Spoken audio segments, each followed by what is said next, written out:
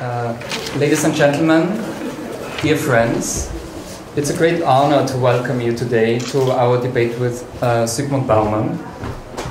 Mr. BAUMAN spoke just 2 days ago on the invitation of the IWM, the Institute for Human Sciences, at the Patočka Memorial Lecture at Wien Museum, and also our event today is a cooperation with the IWM. Therefore, I want to specially thank Sławomir Sirakovsky, at the moment a fellow at the IWM, that connected us. He spoke here in our rooms just a few weeks ago about the political situation in Poland and his organization Krytyka Polityczna. And also I want to thank Anna Mohorovic, that did a lot of organizational work to make this evening happening. Thank you.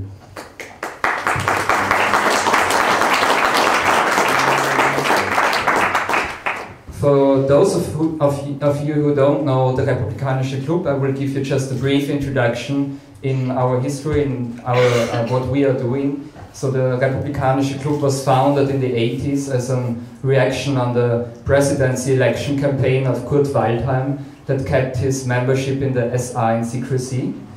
The civil society movement of that time was something like the awakening after a long sleep after the Second World War within the civil society. So the Holocaust was at that time not even a picture on the wall, far away from being a window in the wall where you can look through and learn something about modernity, to put it in the words of Mr. Bauman.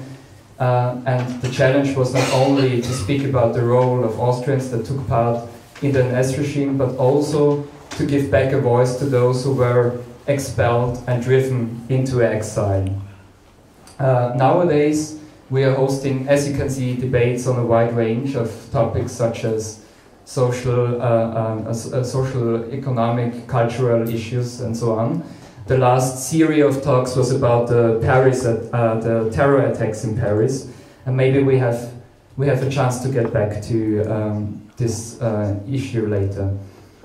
So introducing Mr. Bauman is a much more challenging thing for me to do, but maybe it also, maybe it's not, as the director of IWM, Shalini Randera, put it 2 days ago. It is somehow a needless thing to do.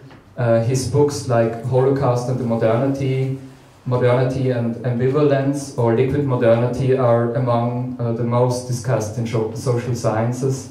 And Ulrich Beck described him as an intellectual figure at the same rank of Hannah Arendt and Theodor Adorno. He wrote nearly 60 books.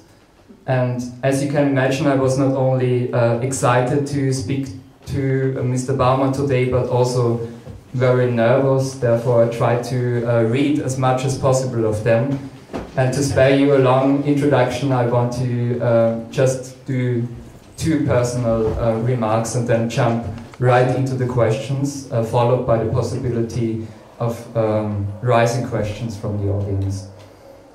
First, to me, studying Bauman not only meant reading a time diagnosis of the present, but a theoreticizing of the visible social structure of our surrounding world.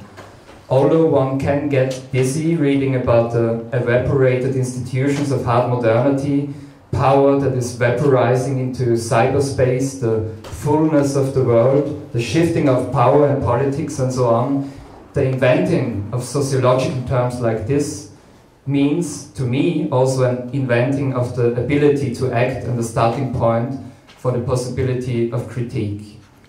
And the second remark I want to make is that I learned from a biography of a man that not only experienced but also reasoned about the most crucial events in the 20th and 21st century, from someone that was in the very middle of the defining conflicts of modernity and still is turning to the most crucial topics of the present. The last time I experienced that kind of intellectual devotion and responsible thinking was when talking to Agnes Heller in these rooms, the Hungarian philosopher. And here I also want to start with my first question. Mr. Bauman, again, thank you for coming. A year ago, when Agnes Heller visited us at Republikanischer Club, she described what she calls a reflective postmodern consciousness, as being at the railway station with the task of simply getting used to it, not waiting for not thinking of the train that brought us here in a Hegelian concept, and not waiting for the train that will bring us into the future in a utopian Marxistic approach.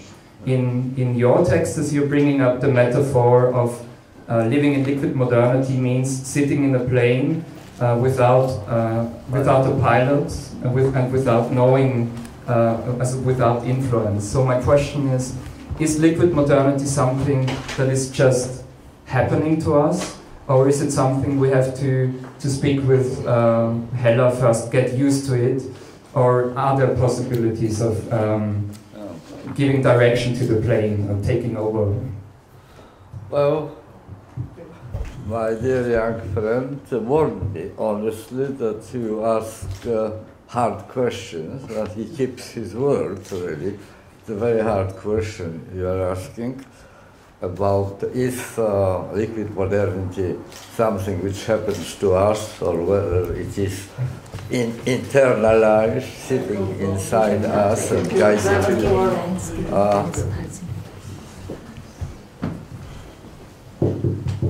Better? That is better. That is better. The other one is better. What? It's comment on modern technology. Right, okay.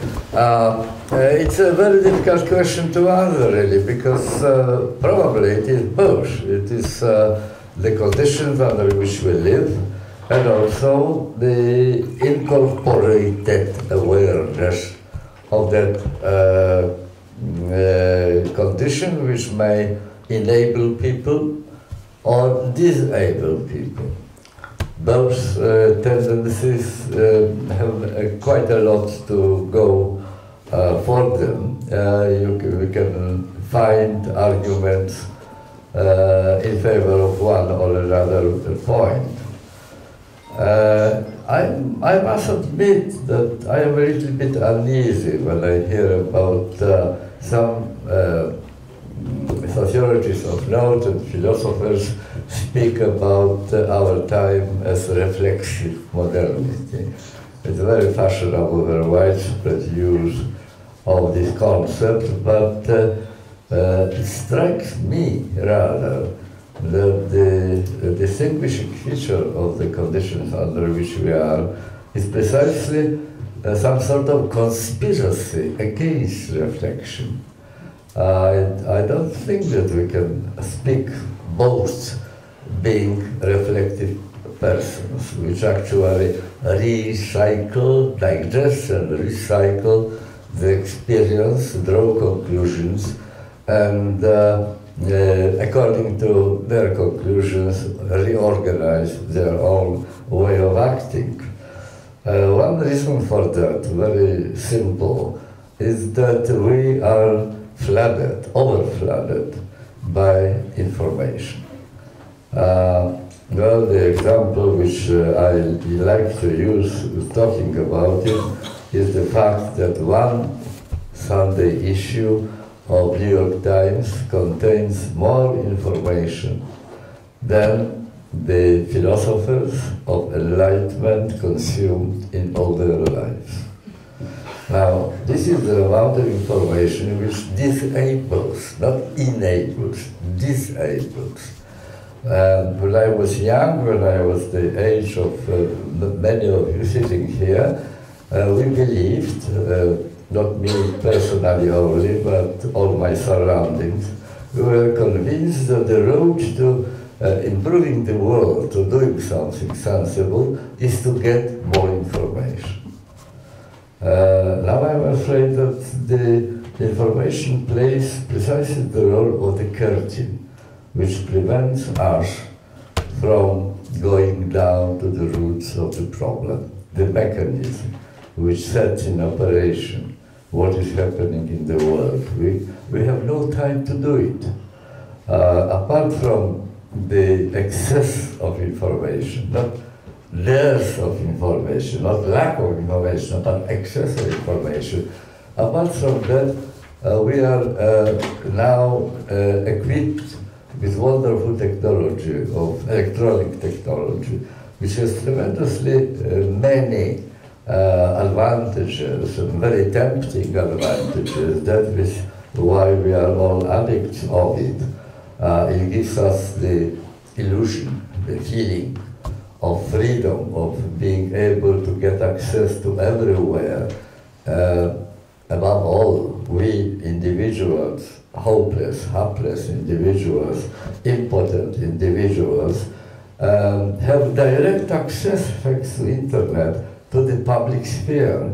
I can send, if I wish, I don't, but if I wish, I could send 500 Twitters in the matter of 2 or 3 minutes, and get the feeling that I'm acting on a public scene or public stage. I change the world, I am involved, I am engaged, I am committed.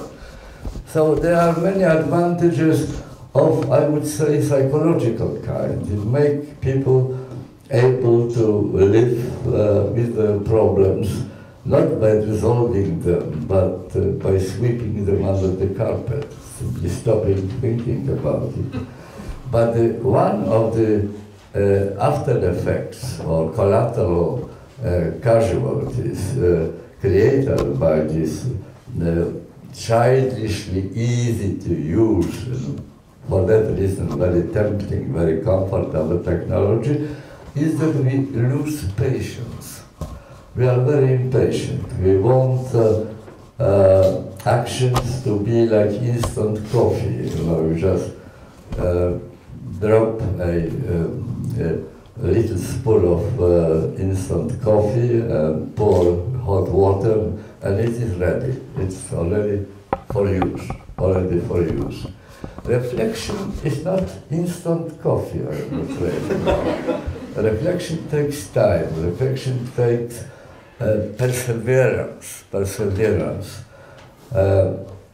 Fortunately, I retired from active, continuous university life already quarter century ago. I'm a very old man. But my colleagues who are still there in the universities complain that if they give their students the whole article to read, they protest. They are not able to concentrate attention for the whole article.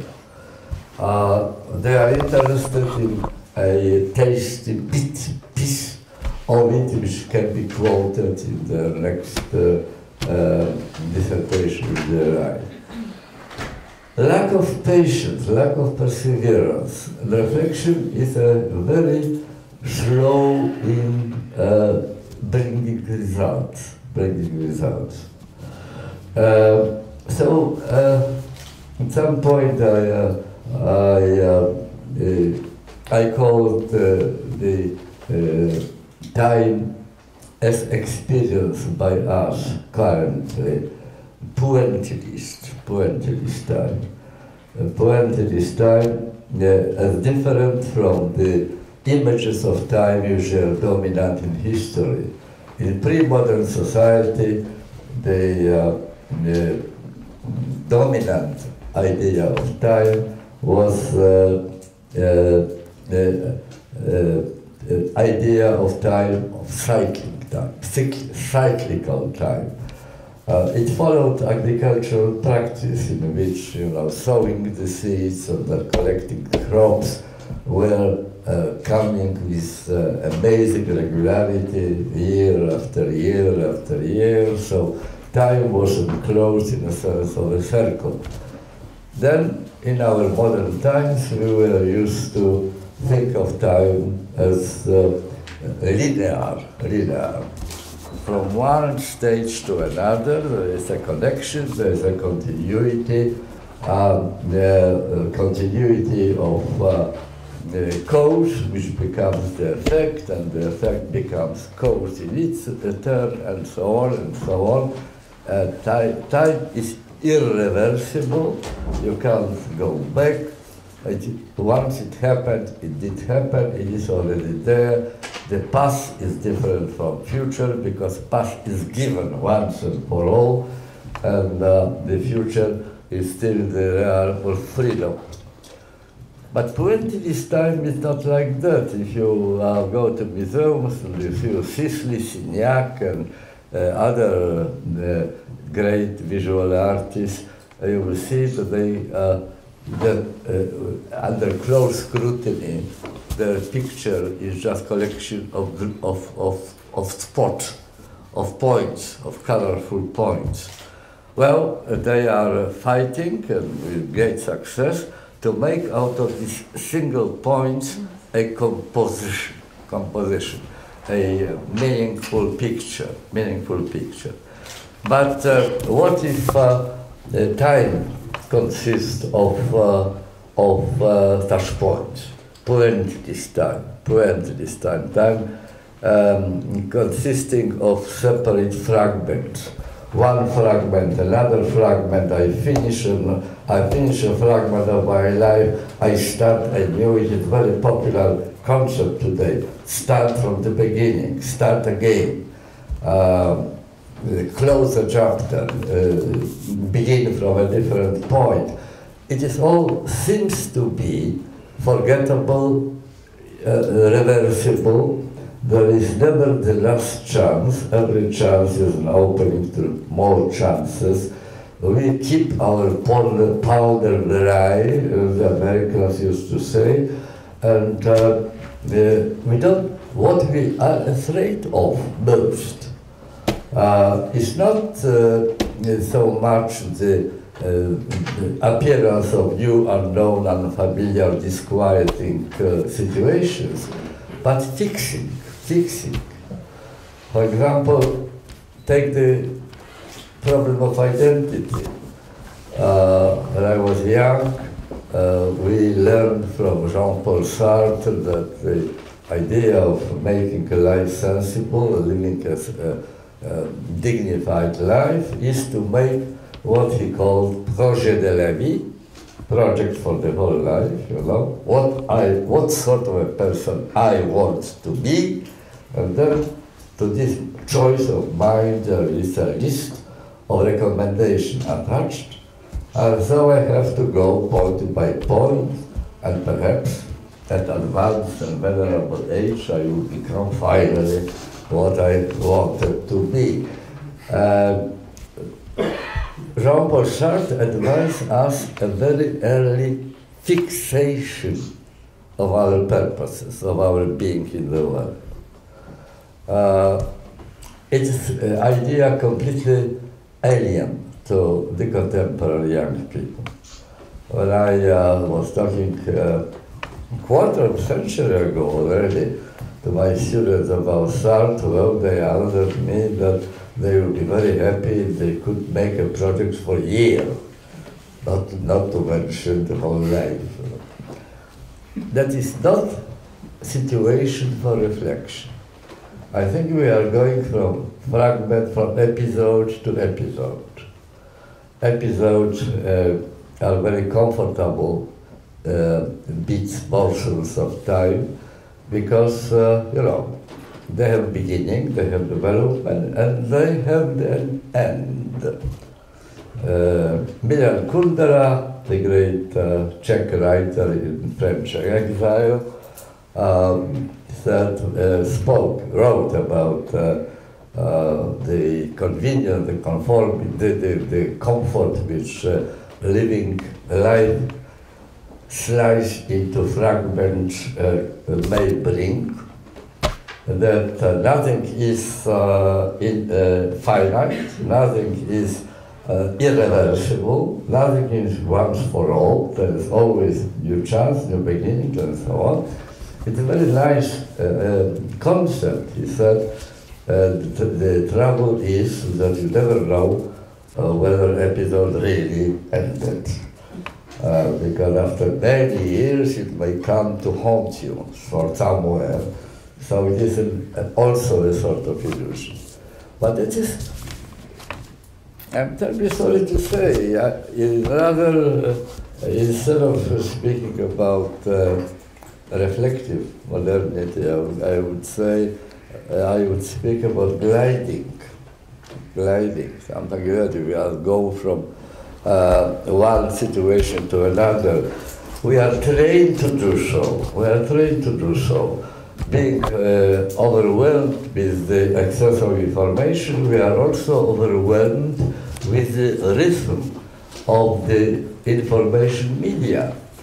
The headlines on the first pages of newspapers, which we read, if we still read newspapers instead of looking at the screen, they serve mostly the role of effacing from our memory the yesterday headlines. They change with enormous speed. Very often a news and a problem emerging lasts more than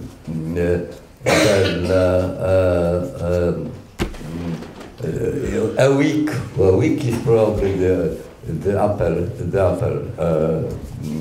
amount of time which it may still be alive. The press, the media in general, are following the recipe of the American mogul of press, Hearst. And Hearst instructed his journalists that the information should be served like coffee, fresh and hot. When it goes stale, it should be rejected.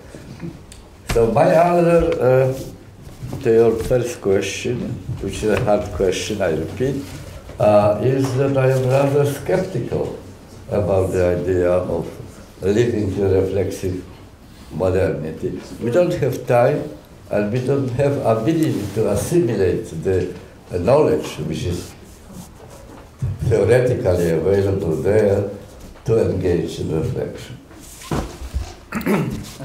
As a young person, I do have a fixation on the hard questions, so I will go on with the next.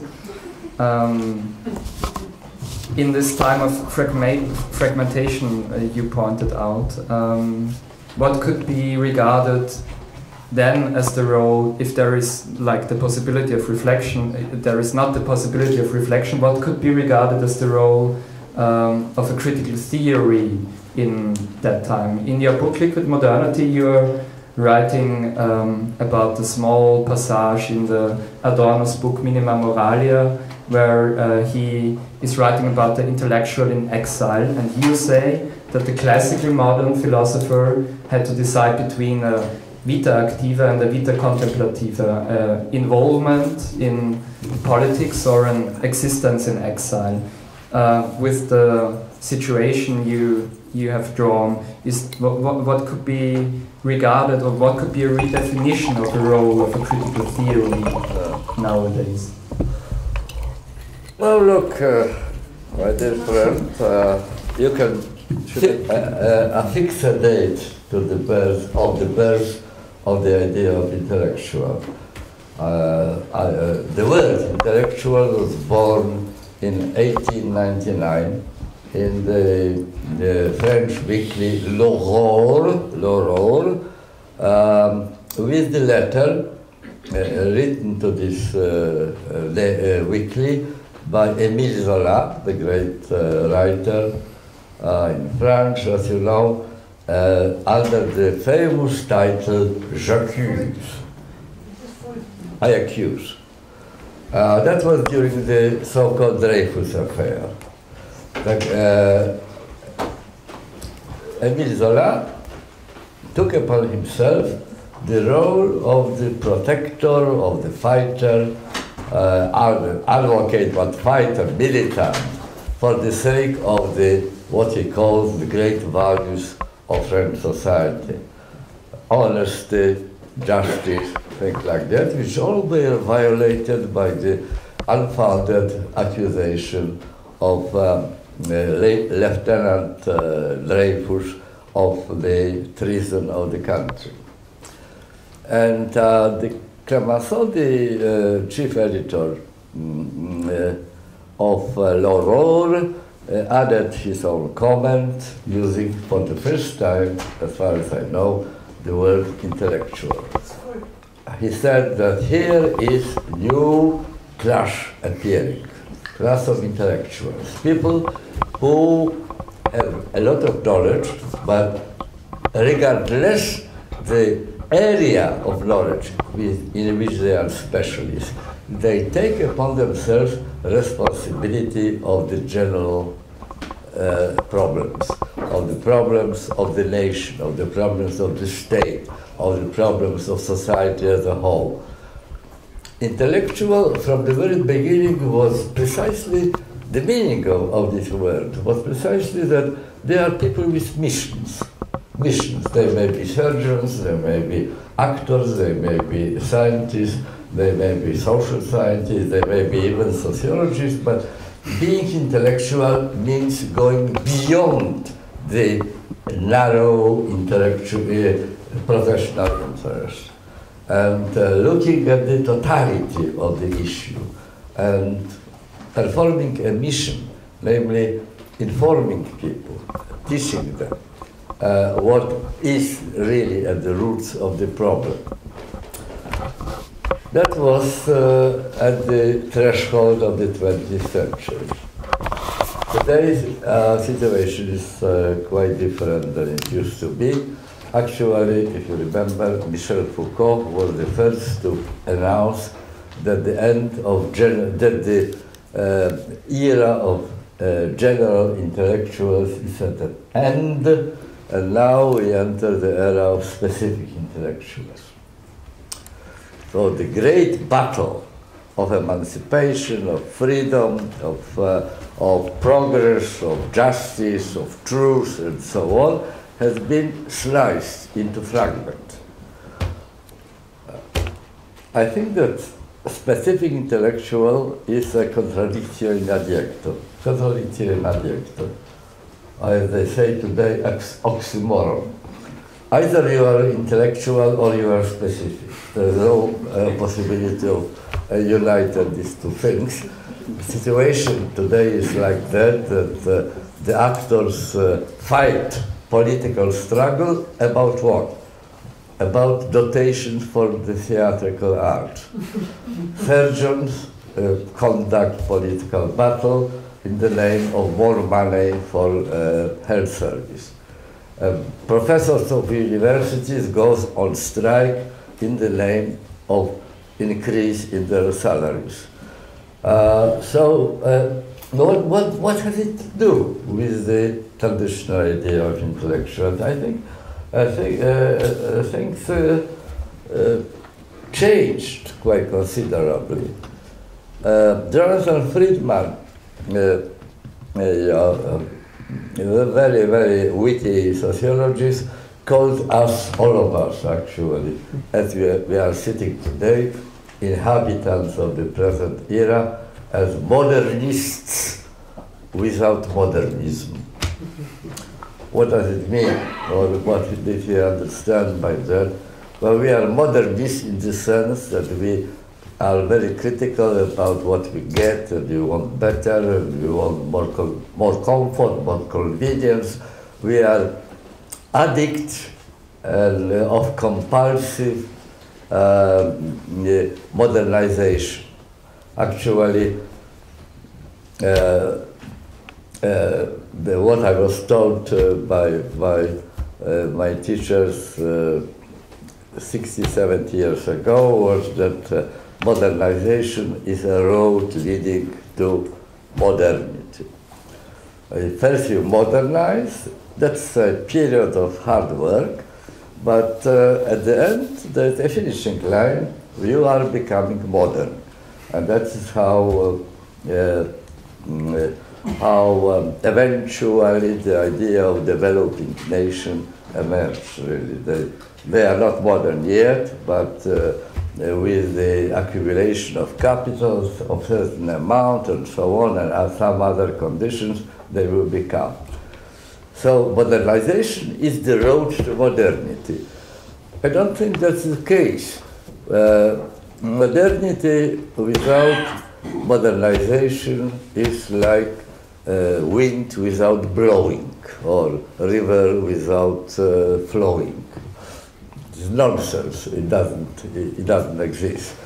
You recognize modern life by this impulsive and compelling and addictive modernization. But Jonathan Friedman, I repeat, says, all right, so we are, in this sense, we are all modern. We are modern, but without modernism, without an idea of good society. That's a very crucial point, I think. Models of good society are out of fashion. I just wonder whether you thought about this, whether you have your own pet idea, pet image of a good society which would be, at the same time, not requiring further improvement. Leon Battista Alberti once defined perfection, state of perfection, as a state in which all further change could be only change to the worse. It can't be improved, that's the perfect state. And the long time in history of modernity, 2-3 centuries, were based on this idea. People were fighting for the model of perfect society. They were believing that there is a way in which one can create a kind of society in which there will be no problem left to resolve. I don't think that such an idea exists today. That's precisely the point about liquid modernity. We are just flowing. We are in a space which Manuel Castells, the great Spanish sociologist, called the space exactly of flowing, And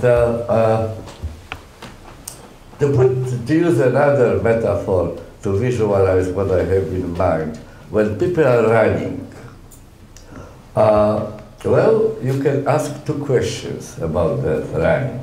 First, where from they are running, and secondly, where to they are running. I suggest that we know more or less where from we are running.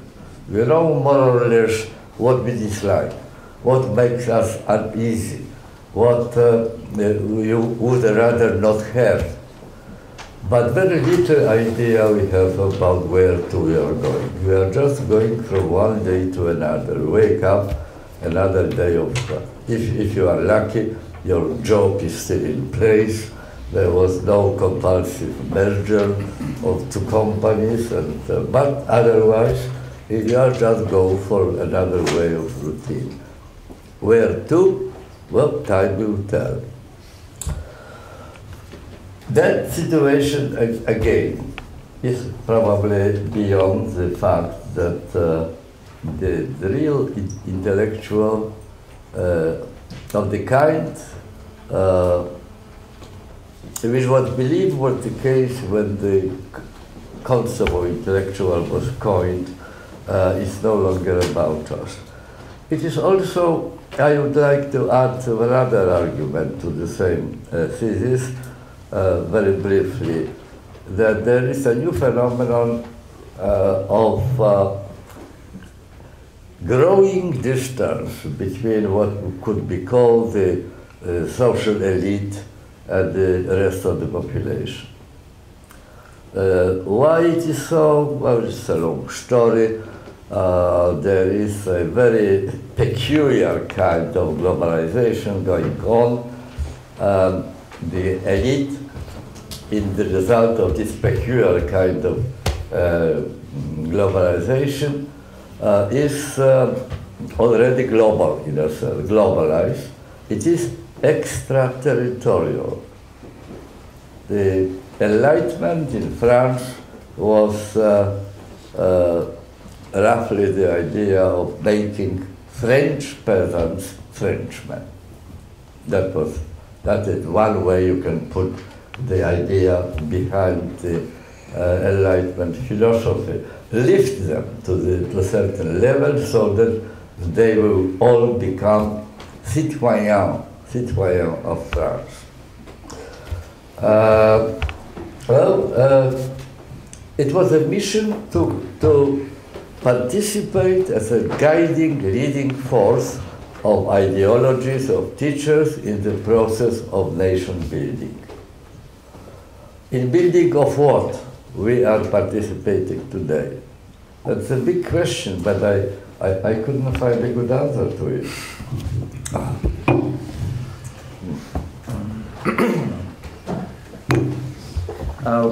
One of your core assumptions is that in liquid modernity, time is succeeding space, and that the nomadic is going to succeed the settled. So maybe to get also back to your lecture at the Wien Museum on Diasporic Terrorism, I wanted to ask you how, under this impression, you would say that the diaspora or the exile has changed. Is it still, I mean, you say we have this ephemeral global elite, but what has changed under it? Is being in exile still a question of being a question of loyalty, being in a foreign country in opposition, waiting for return, or is it something else? Has it changed? Well, what is the great migration, the leaving one place going to another, is a very old procedure. Nothing new about it. What is novel about this massive migration today is its form which it takes.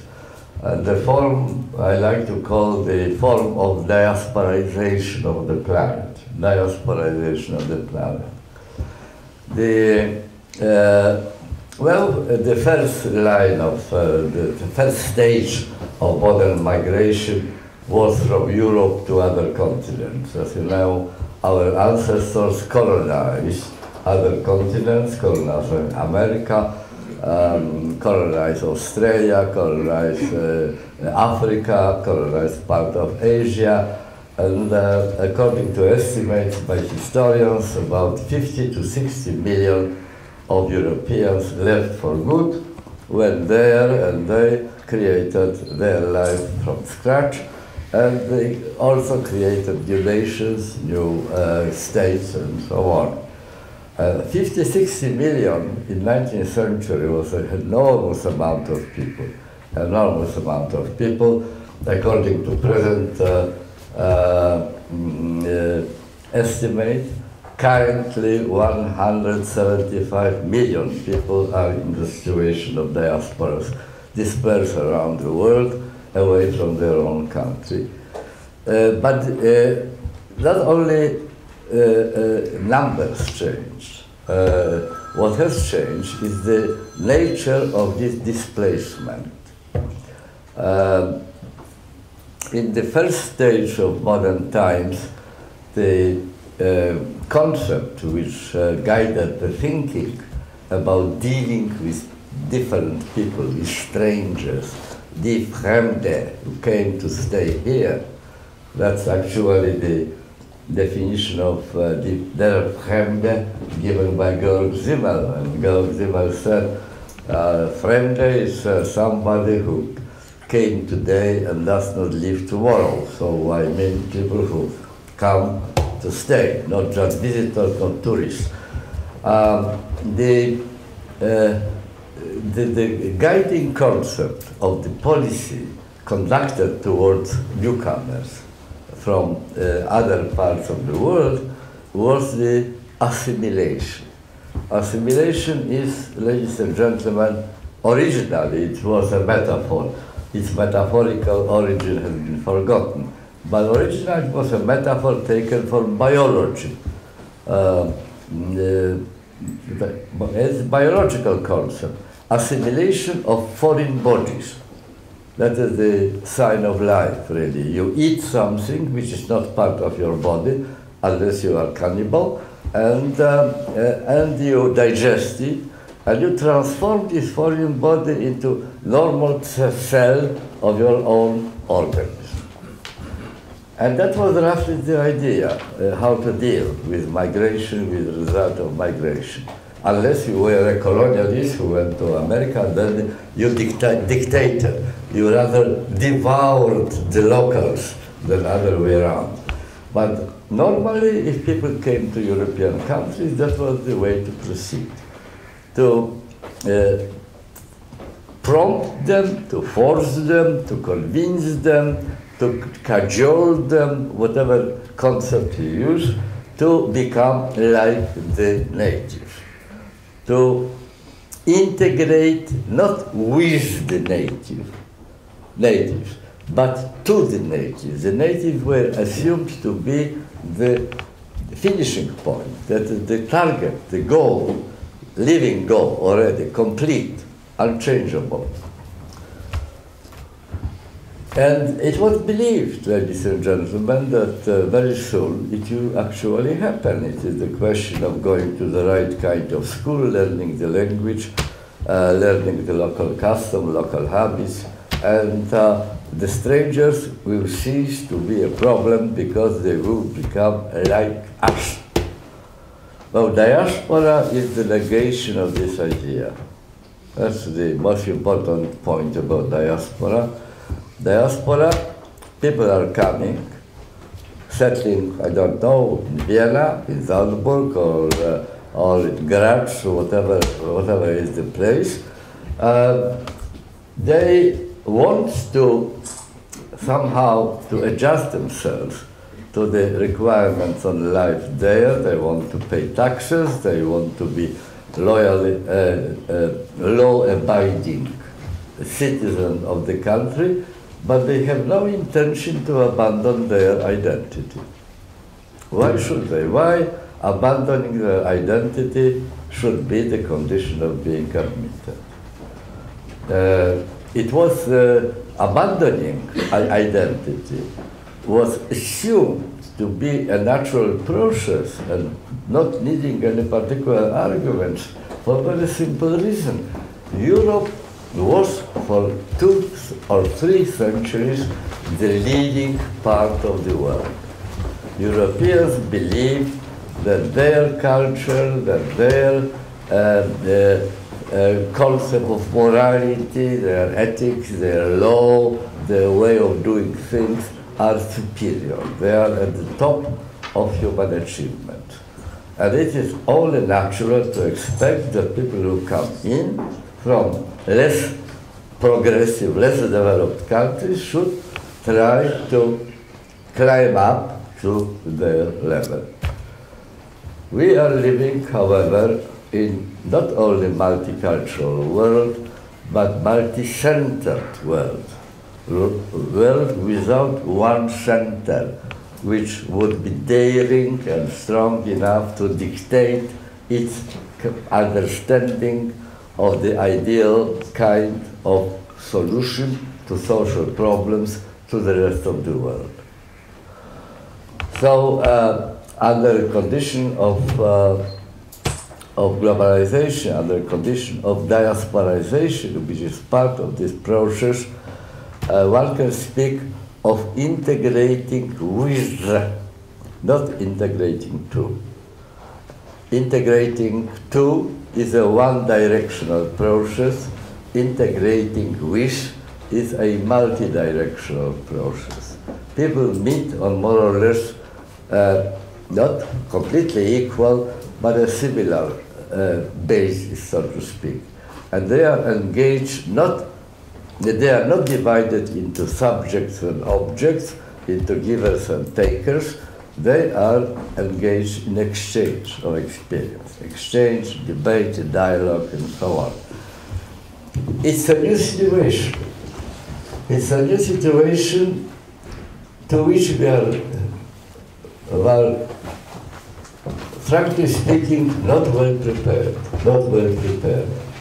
We haven't inherited from our ancestors' wisdom how to deal with permanent presence of the stranger in our midst. We didn't inherit it. Our ancestors did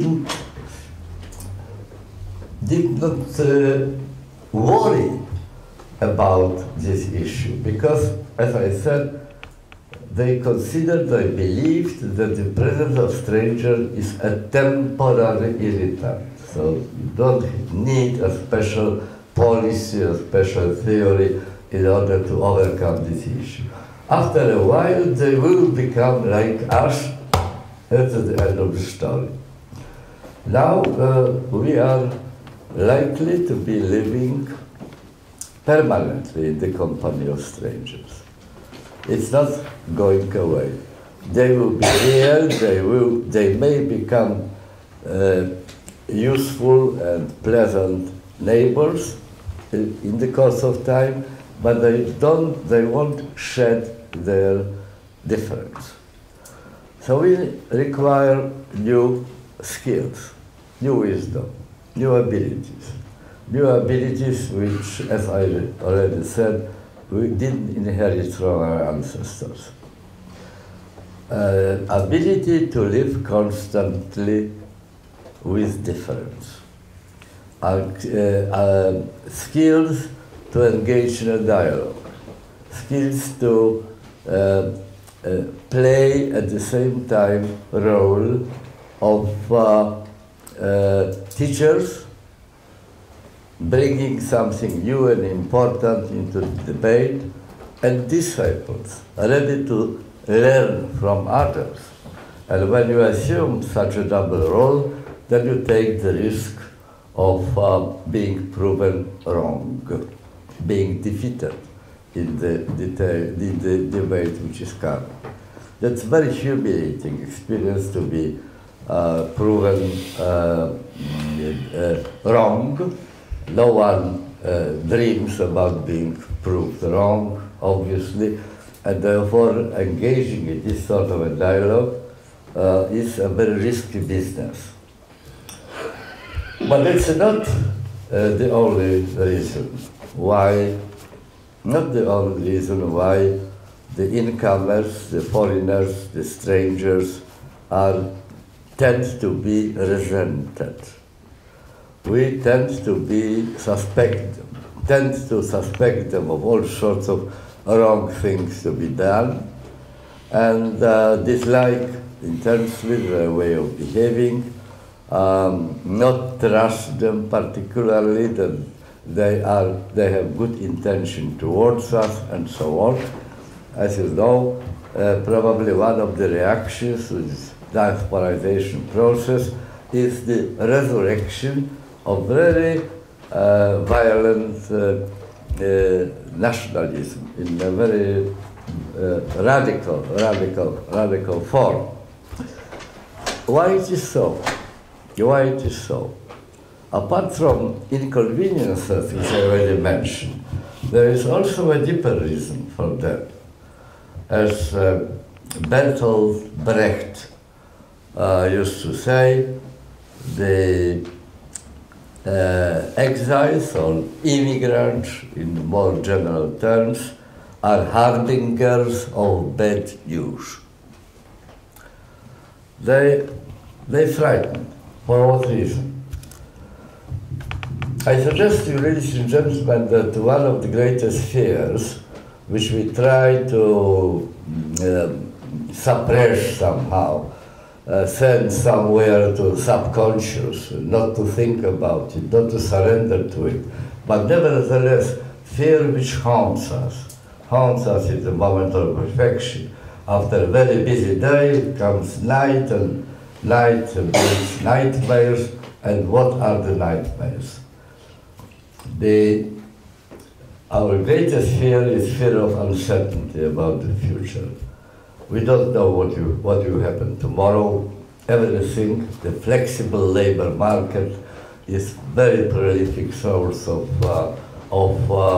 uncertainty. You never know whether when you wake up next day, your job will be still there, or will be exported somewhere to Bangladesh, or computerized, so it won't need human beings any longer.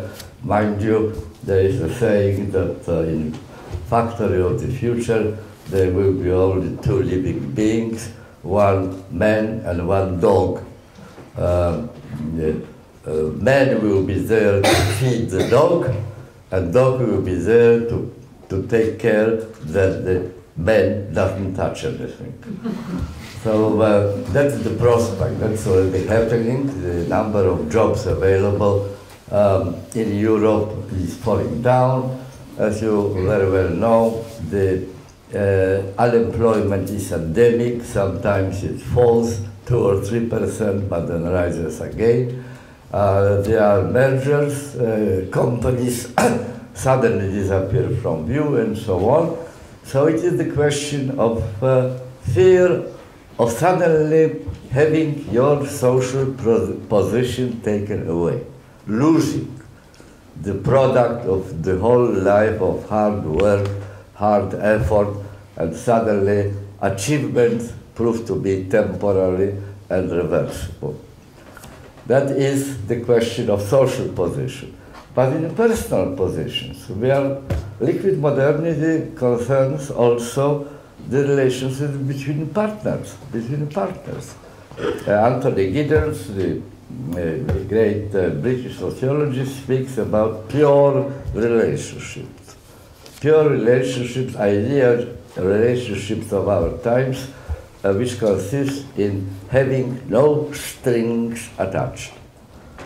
You are entering a relationship for the sake of the satisfaction, pleasure which you get out of it. Once gratification comes to a stop, or once there is an opportunity, a vista of better pleasure, more pleasure elsewhere, there is no need to keep it. But pure relationship has a danger entailed, namely, in order to enter pure relationship, there is a need of agreement between two people, right? But in order to break it, one person is enough, which means that both partners in pure relationship live in constant fear. What would happen if the other side will first to decide that enough is enough, and so on. So also another source of uncertainty. If immigrants are the harbingers of bad news, this bad news is precisely the fluidity, uncertainty of position. They were living quietly somewhere there in their native country, but suddenly their means of living disappeared because there was an economic progress, or there was an intertribal warfare and they have to run for salvation, and they were forced to move away. And that is bringing to consciousness. It's visible, it is tangible. It shows the embodiment of the uncertainty in which we are all engrossed. I'm personally calling them the walking dystopias. Dystopias, opposite of utopia, was the picture of the awful society, terrible society which may come, and they are walking dystopias. You look at them, you can't miss them. They are walking the street out there beyond when you go to your working place, you will find them sitting there, working there. You may overlook, and you do overlook, the real deep sources of your anxiety and your fear, of your uncertainty. You don't see when and how capitals are moved from banks around the ring here and somewhere to Bangladesh or Taiwan, say, to Taiwan they don't go. Taiwan, on the contrary sense, but to Vietnam or other country where labor is cheaper, and the trade unions yet weaker than in Austria, And the governments are more eager to take bribes and propagate the laws which are required by visiting capitals. You don't see it, you hear about it, but it is not visible, it's not tangible, it's an abstract notion. But the uncertainty embodied, uncertainty of life, the being forced to change, to leave what you like and go elsewhere into a risky life on a foreign ground, now that is visible. That is visible in the person of immigrants. And that is precisely what is the source of resentment of migration. They remind you how uncertain is your own position. And the position of most of us is very uncertain. There is a widely used currently concept of precariat. Precariat,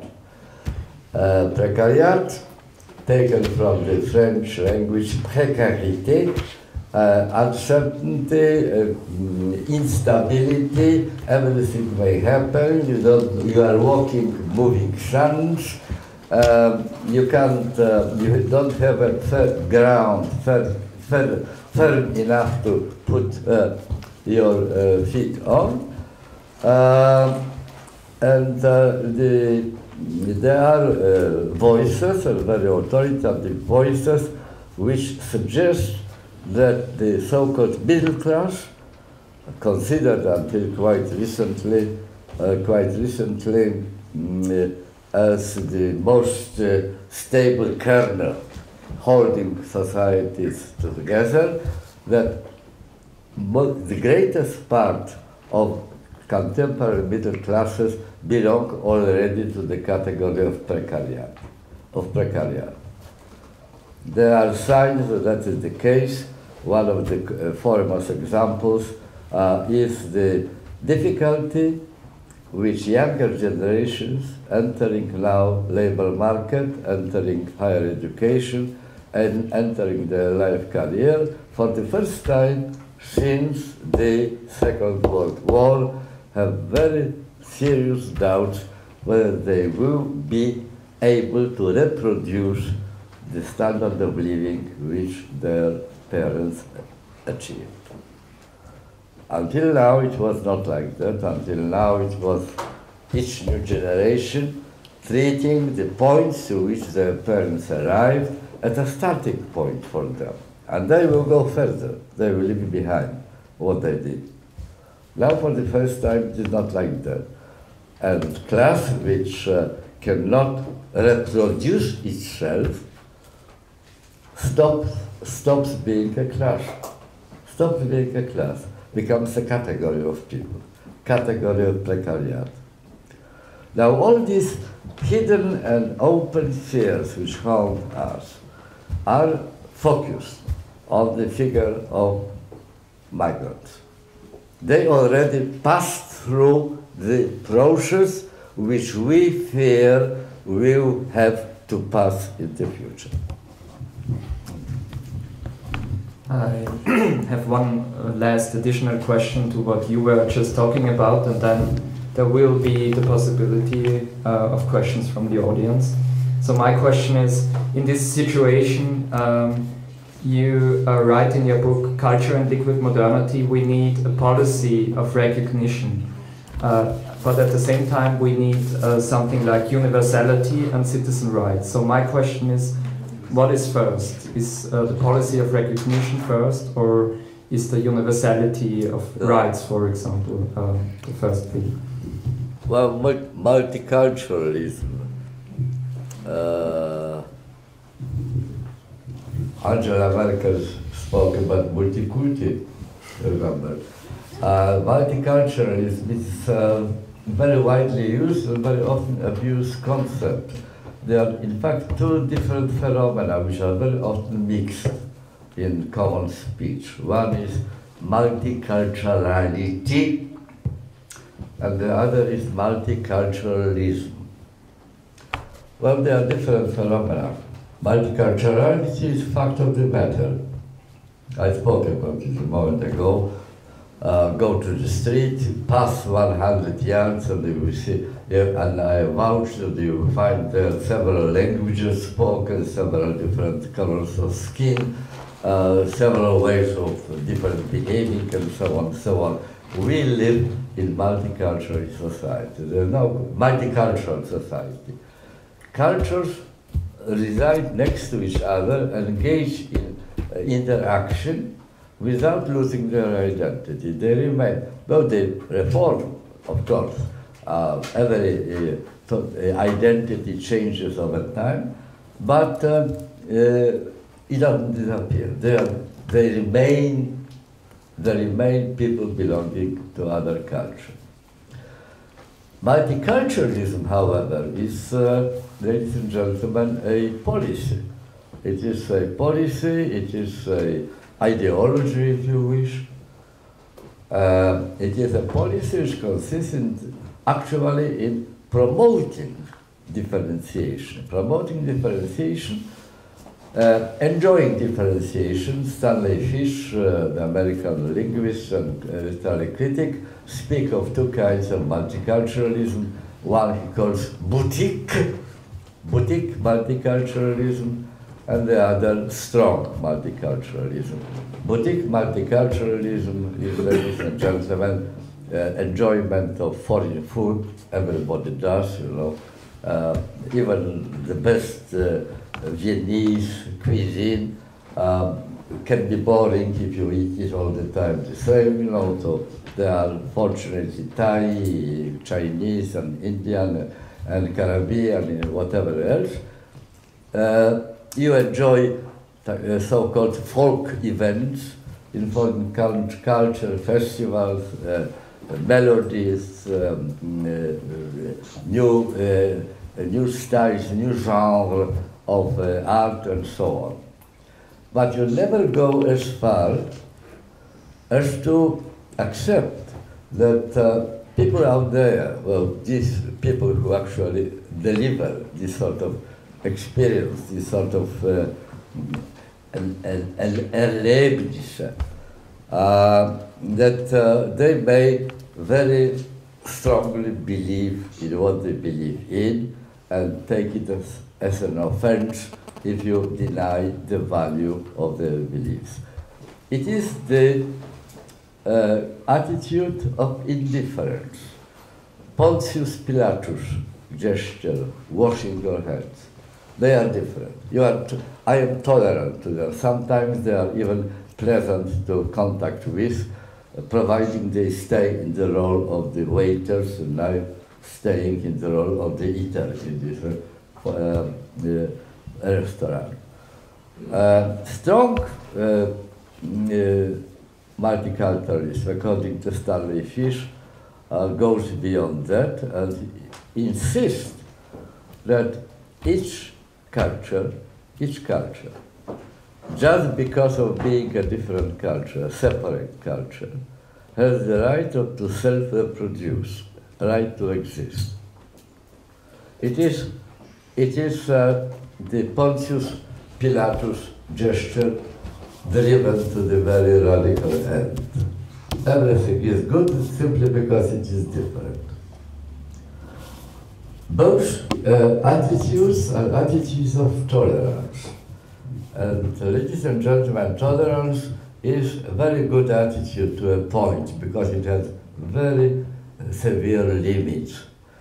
Tolerance, in fact, is pronouncement of your indifference. I won't interfere. I believe this culture, this way of life is wrong. I believe it is harmful, but it is not my way of living. They, if they want it, let them do it. I wash my hands. The question emerging from the multiculturality of our world is not demanding this sort of multiculturalism attitude. It must go beyond tolerance to solidarity. solidarity, taking responsibility. You probably heard of, I hope you read or will be reading Emmanuel Levinas, who defined the ethics phenomenon as assuming responsibility for the other. It is not their affair that they are different, it is my affair as well. I am responsible for their seeing the light, for their understanding their position.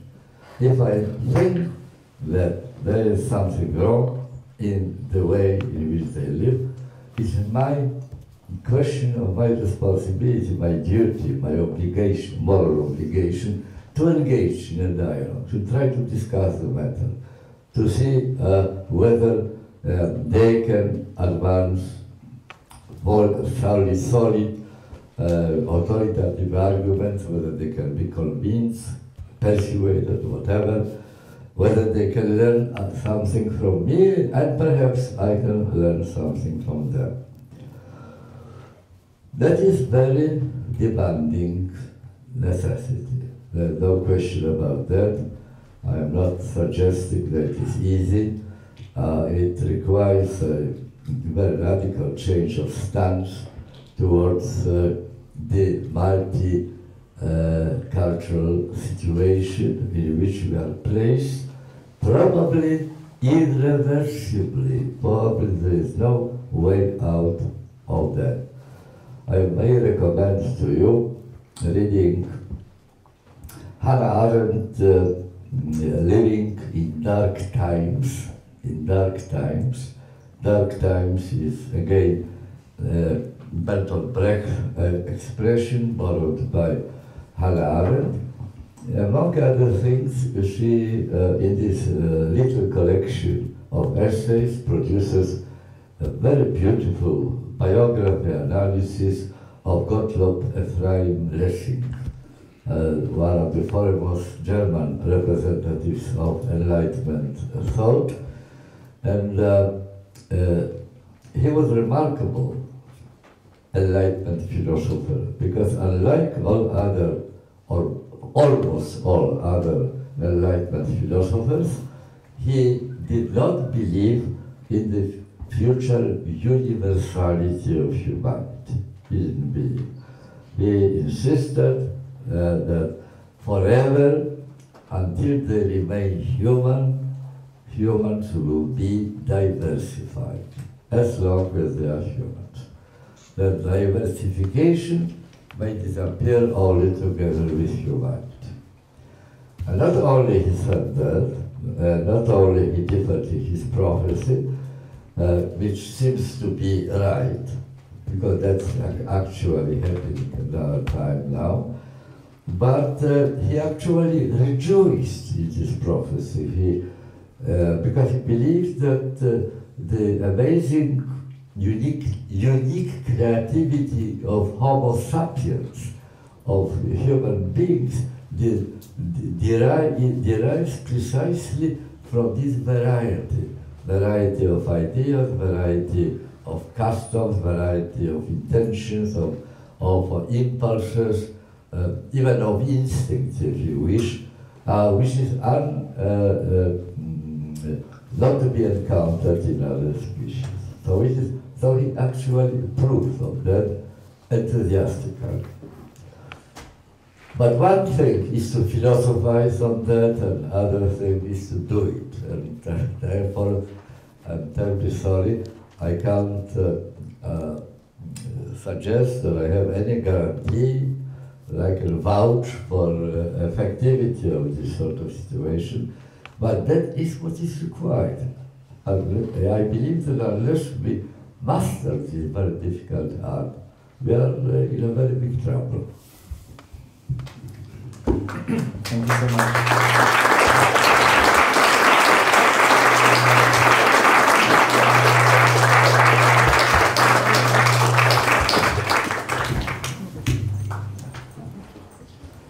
So I would suggest we have some questions from the audience, and I would like to collect always 3 questions. So 1, 2. And, okay, so my first question is a short question with the microphone.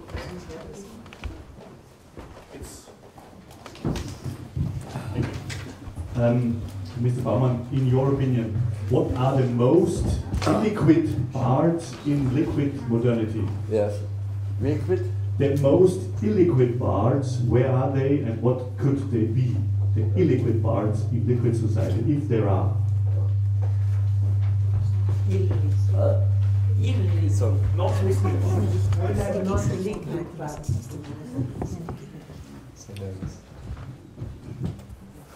Should I take each person as it comes? No, like we have two another and okay. Where was the second question? Together. Together. One round, 3 questions. Here? Here was the second question. I was wondering, Professor Baumann, if you would also talk about the role of the pilgrim. As you wrote in your essay, in the book published by Stuart Hall and Paul Duguay, you talk about the pilgrim as a diasporic element. And I was wondering whether that role of pilgrimage, as you talked about, whether that concept can be reconciled with your idea of the dialogic possibilities of dealing with varied differences in identities. One more question.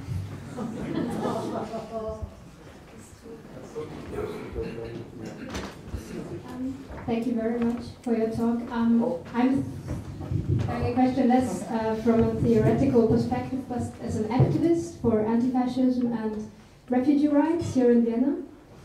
And I wanted to ask you from view of your own experiences, there are currently a lot of struggles happening. Like you've been talking about migration, refugees are since years organizing struggles all over Europe, asking for the rights to even have rights, as Hannah Arendt stated. There are persons dying in detention centers, being deported from European countries to their home countries, so asylum should be granted. There is immense police violence, specifically also in Austria, against those struggles, and a lot of repression acts against activism. Only today, the Austrian police, together with the right-wing party FPÖ, were trying to accuse a group of anti-fascist activists who organized demonstrations against a fascist meeting in Vienna, which takes place every year. And the Austrian authorities try to enforce a terrorist paragraph upon this group. There is I'm asking, my question is basically how to deal with ignorance of people in a country like in Austria when so many struggles happen, and or what can be done? What does it need that solidarity alliance is happening? Or how do you see where we go from here? I will repeat it. Yeah. It's a big question, or maybe it's like a statement, but how to deal with ignorance and how to deal with ignorance from a perspective of a political activist that is engaged into the question of fighting for asylum seekers, fighting for human rights in Europe. Okay.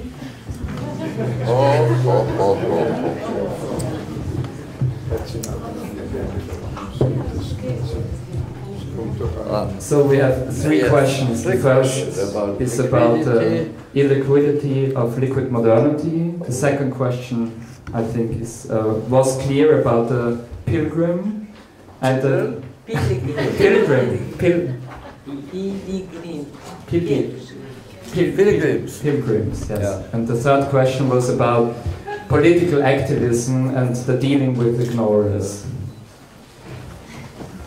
Well, it's not only my young friend who specializes in hard questions. The audience is very helpful. Yes, well, Look, originally the metaphor of liquidity was chosen simply because if you look at the encyclopedia, you will find out that liquid is a substance which cannot keep its shape for long. So that is, I think, the most striking feature of our reality today. Things come and go.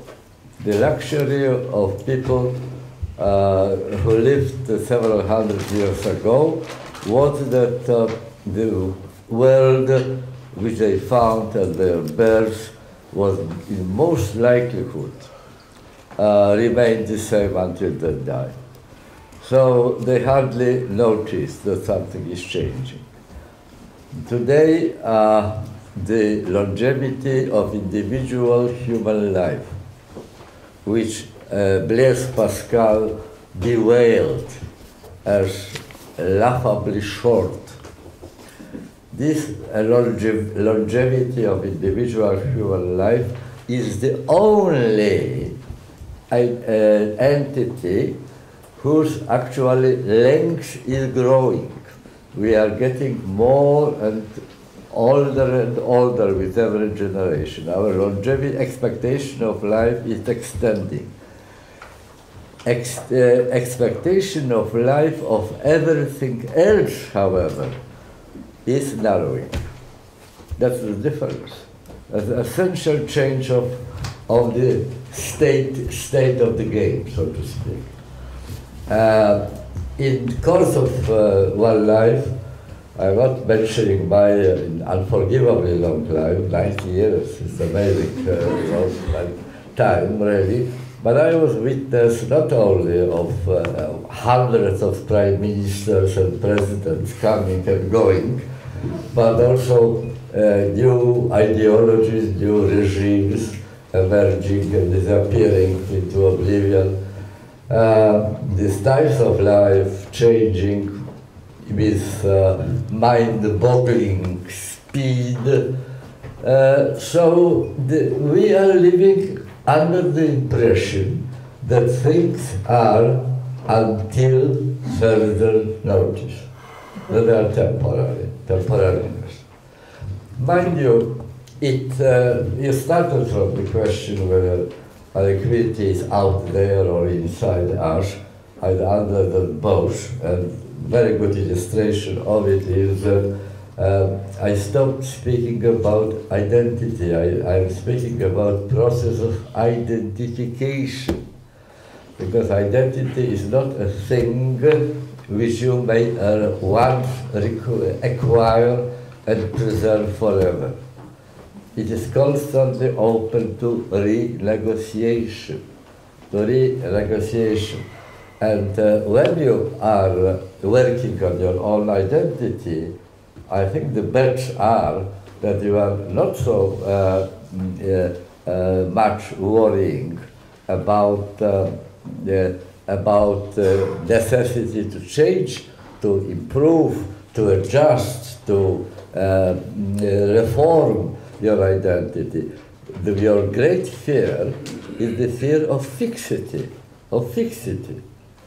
If it is fixed once and for all, and you are unable to change it or reform it slightly or more deeply, when the situation is changing, and as it necessarily will be, now that's the trouble. So keep it flexible. Ladies and gentlemen, the slogan which is most commonly used by all our leaders, political, religious, even, and all authorities in public media is the word flexibility. Be flexible.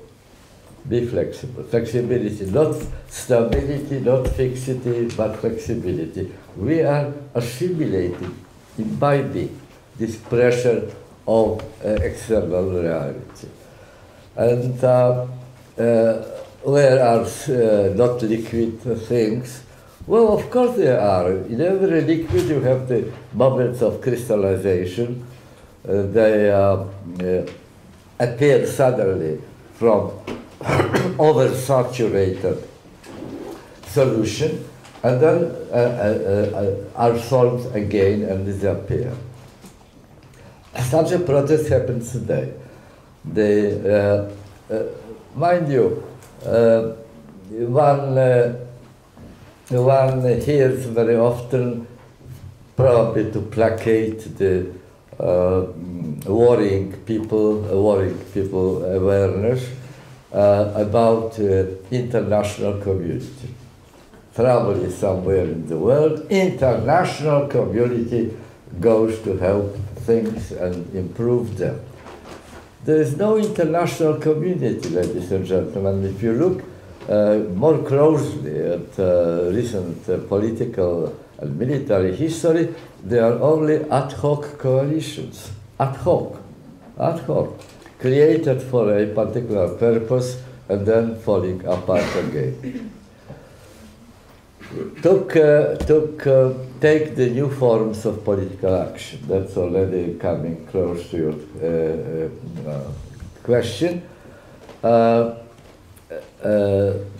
As I keep repeating, we are living, among other things, also under conditions of divorce between power and politics, and that means that our inherited, elaborated, created, put in place by our ancestors institutions of democratic life, they don't work properly any longer.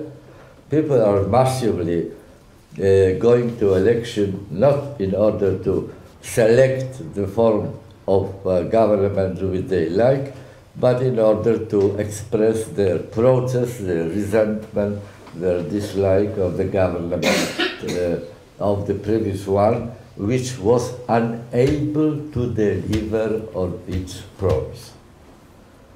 Inability of governments which are deprived of quite a lot of their power, which are not really completely contrary to the wide belief, they are not sovereign on their territory, their sovereignty is very limited.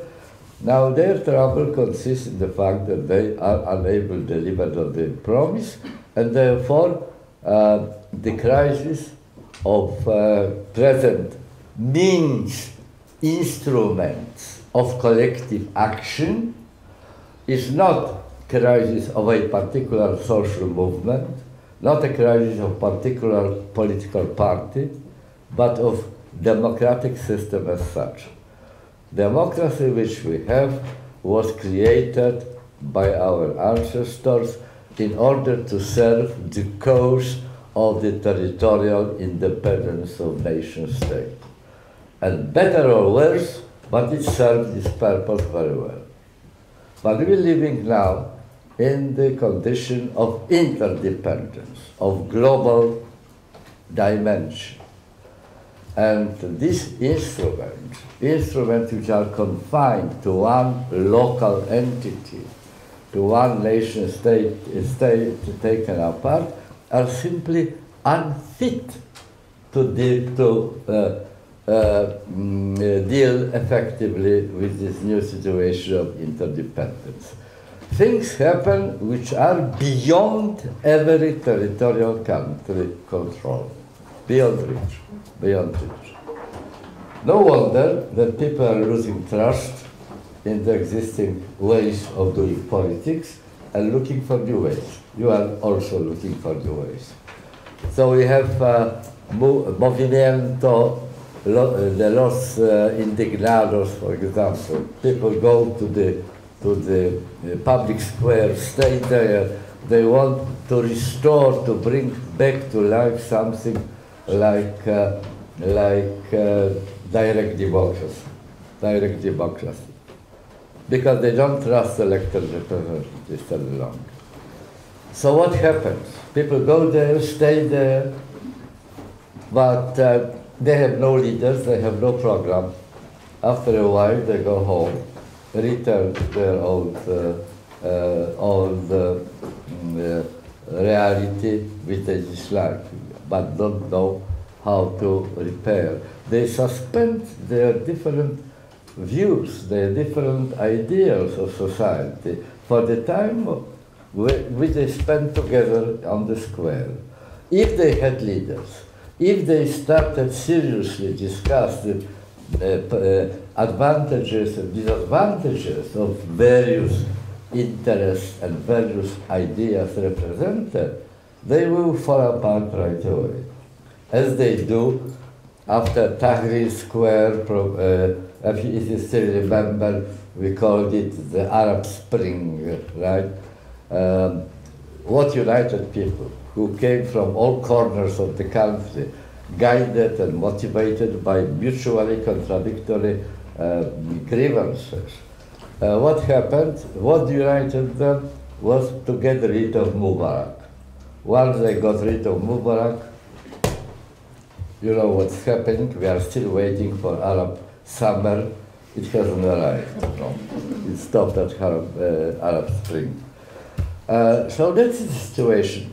Even it is a stage of experimentation, looking for other ways of doing politics. Very many people associated hopes, invested hopes with the appearance of Twitter, Facebook, Facebook politics. You can announce your manifesto and send it to all network of friends, and that's also a way of doing politics. The problem is, look, that you still remember the event of occupying Wall Street? Yeah? Well, most people notice it because of the mass media, which had a field day doing it, interviewing the participants. The only people who didn't notice occupying Wall Street was Wall Street itself. Nothing changed there. It worked exactly like it worked before. So it is ad hoc, it is experimentation, it is until further notice. It is the bonds uniting, integrating movements today are very frail, are very brittle. They don't last long. And unless we develop the means of collective action, instrument of collection action, which are already matching the global level of powers, until we do that, and we are far away from doing that, I don't think that your answer can be properly given, because the crisis today is, among other things, crisis of tools, of instruments. Our tools are inadequate to the grandiosity of the problems which confront us.